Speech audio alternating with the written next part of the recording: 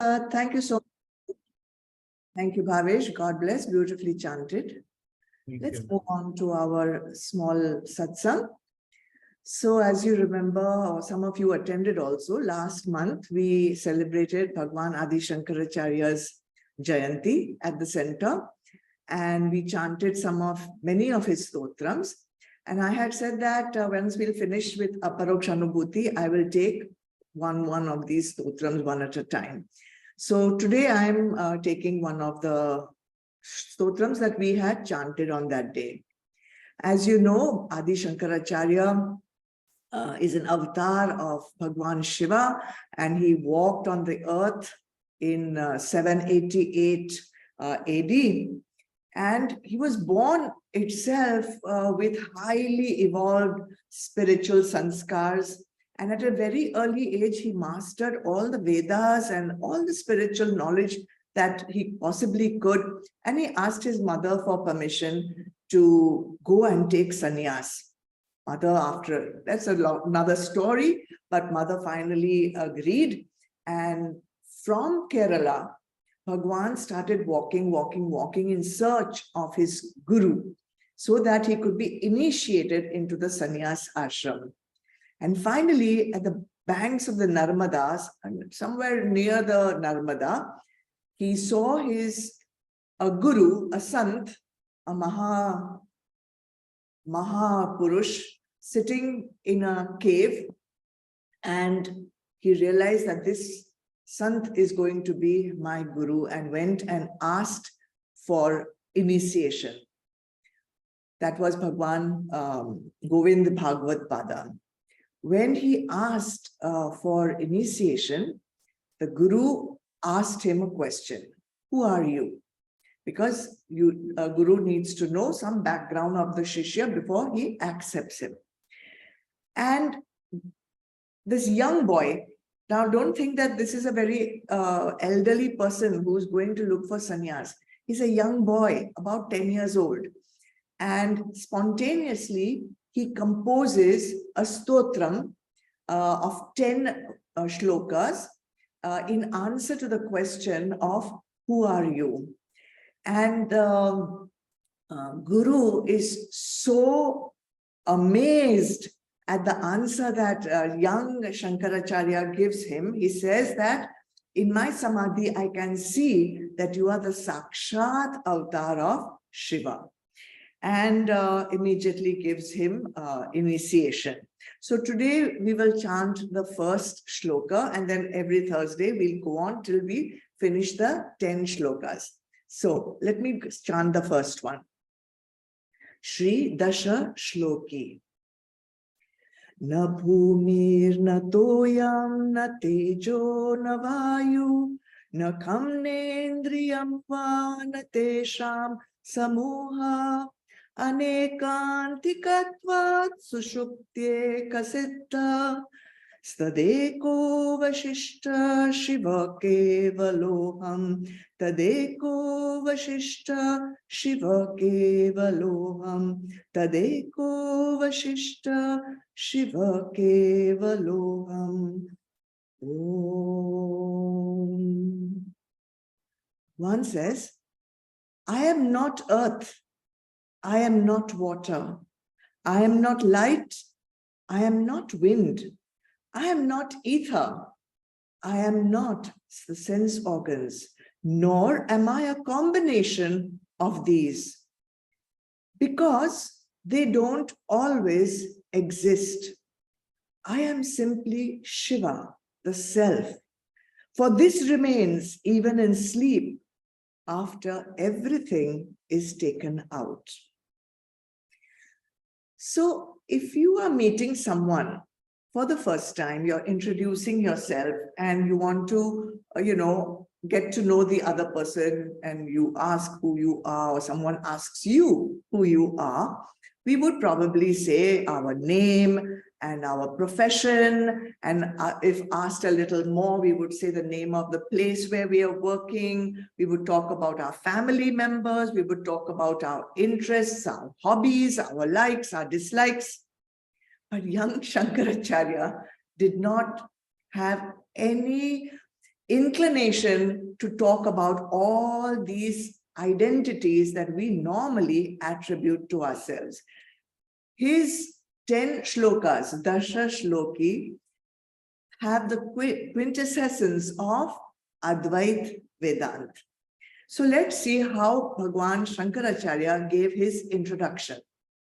The first thing he said is the most common notion that all of us have about who we are. We obviously think of ourselves as this physical body. But Bhagwan says, he negates that. He says, I am not this physical body, which is made up of the Panchabhut, which is made up of the 5 elements. He says, Na Bhumi, I am not earth. Na Toyam, I am not water. Na Tejo, I am not fire. I am na Vayu, I am not air. Na Kha, I am not space. This body, which is made up of matter, is made up of earth. All the solid parts in our body like bones, tissues, organs, these are part of earth. Water, all the fluid parts of our body is water, like blood and other hormones and all the fluids in our body. What about fire? Our digestive system, that is fire in our body.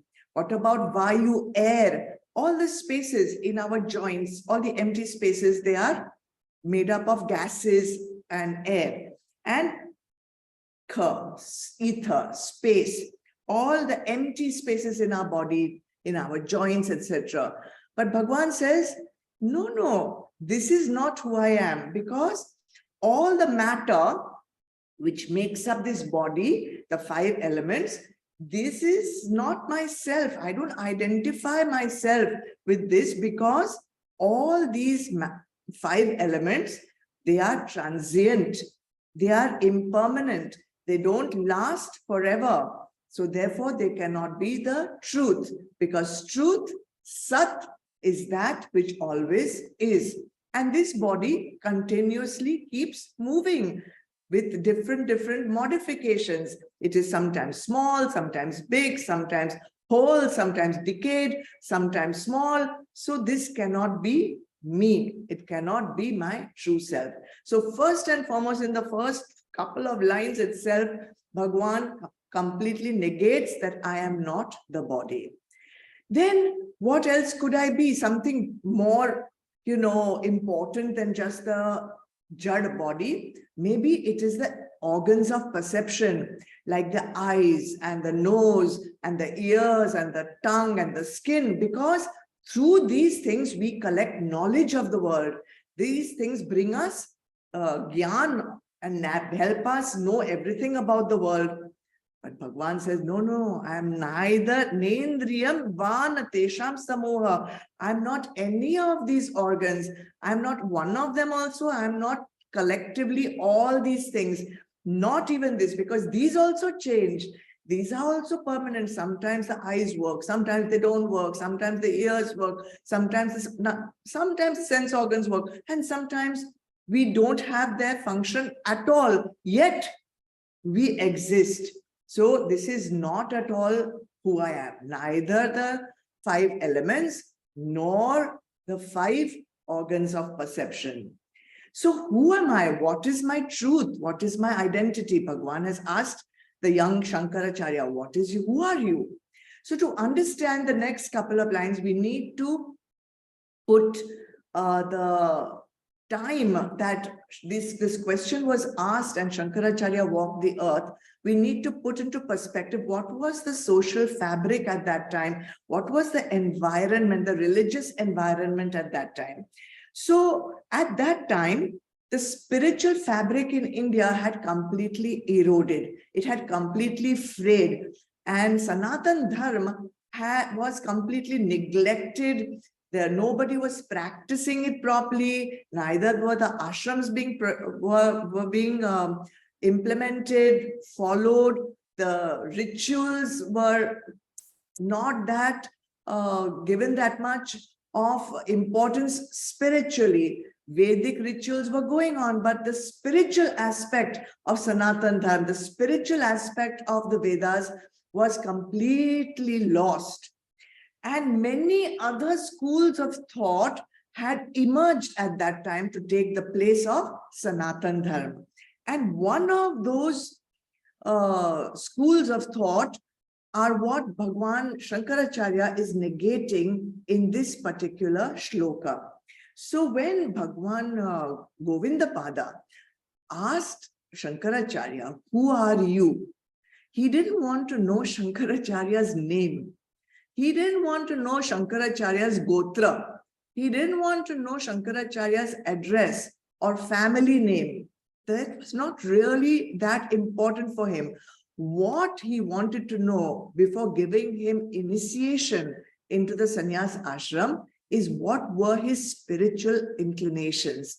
What was his mindset? What did he believe in? Because at that time, one of the very prominent schools of thought was the Charvak school of thought. Charvak school of thought was a completely materialistic way of thinking. They only thought of the material body being the most important. They did not give importance to Atma. They did not give importance to the existence of any higher power like God, Bhagwan, Brahma, nothing. What you see is the only thing that mattered. Some of them thought body is the most important. Some of them thought the sense organs were very important. Some of them thought the mind was very important, but none of them gave importance to Atma. So, when you want to know what the truth is that which always exists, which never changes, and we call that truth Sat. So we want to realize that Sat, which is our true identity. Therefore, Bhagwan says that none of these sense organs, none of these panchabhut, which the body is made of, none of this is the truth, because all these things are transient, impermanent, and they cannot be the truth. Now, why does Bhagwan say they are not the truth? Because the third line gives us this logic. Bhagwan says that when we are in our deepest sleep, you know that there are three states of consciousness: waking state, dreaming state, and deep sleep state, Sushupti. So in Sushupti, in deep sleep state, the sense organs are completely dormant. Mind is also shut. Intellect is also closed. Nothing works. Antakaran is absolutely shunya at that time. But yet, after we wake up from our deepest sleep, we have an idea, we have a memory, we have a knowledge that I had a good sleep today. So who knows that? How did you know that you had a good sleep? Because all your organs of perception, your mind, your intellect were all dormant, they were closed. Yet there is something within us which was awake. There was something within us which was aware. There's something in us which knows that you had a good sleep. And that which was awake, that which was aware, that which was conscious is my true self, even when all the other things do not exist or are not aware. And who is that thing? What is that thing? That is who I am. And Bhagwan says very clearly, Shiva Kevaloham. I am that Shiva. Shiva meaning auspicious one. Shiva means auspicious one. I am that auspicious one.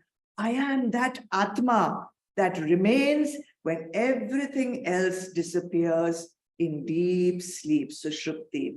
I am that pure consciousness. I am that pure awareness. I am that pure existence. That is who I am. And that is what he says as the first shloka to his guru. Obviously, if you get an answer like that to the question, who are you? You will also realize that this is not an ordinary mortal human being, but this is a highly evolved being, a spiritual being, and Bhagwan calls him Shiva Sakshat. So this is the first shloka of Dasashloki. We will go shloka by shloka, and it will be very interesting because you will also be able to see through these Dasashlokis, who are you? That is your true identity. Okay.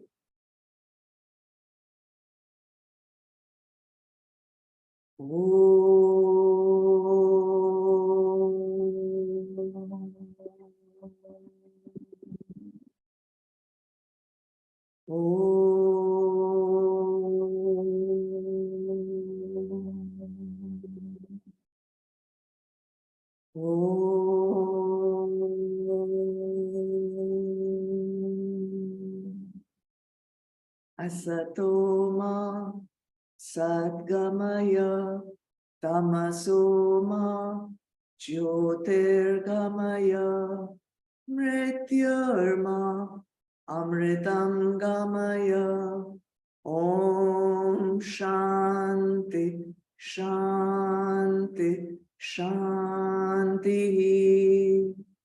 Om Purnamada Purnamidam Purnat Purnamudachyate Purnasya Purnamadaya Purnameva Vashishyate. Om Shanti Shanti Shanti. Hari Om. Shri Guru Pyo Namaha. Hari Om. Chidarpanam, Jai Gurudev. Thank you, Bhavesh, for chanting. Thank you, Zoom team. Thank you, everyone, for joining us. God bless you all. Have a good evening. God bless. God bless. Pranama. Pranama. Thank you, Bhavesh. Thank you, Bhavesh.